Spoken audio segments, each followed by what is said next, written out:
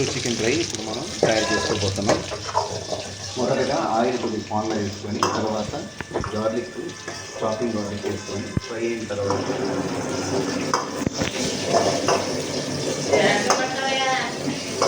ఇది అమరావతి ఫేమస్ అండి. Red chilli వేసుకొని కొద్దిగా లైట్గా ఫ్రై చేసుకొని జీలకర్ర కొద్దిగా వేసుకొని కరివేపాకు వేయించిన చికెన్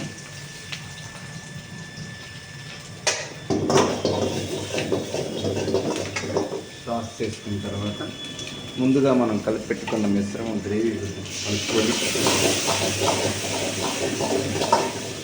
కుంకుమ పువ్వు రసం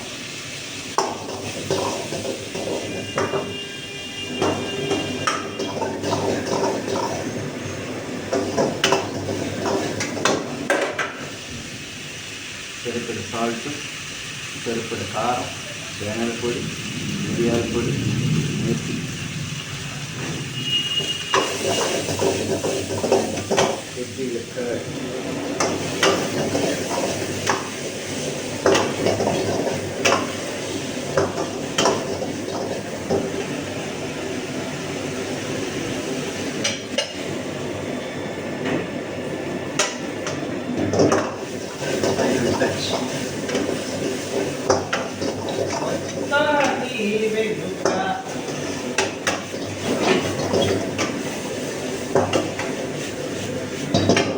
గుమగుమలాడే గుంటూరు చికెన్ రెడీ.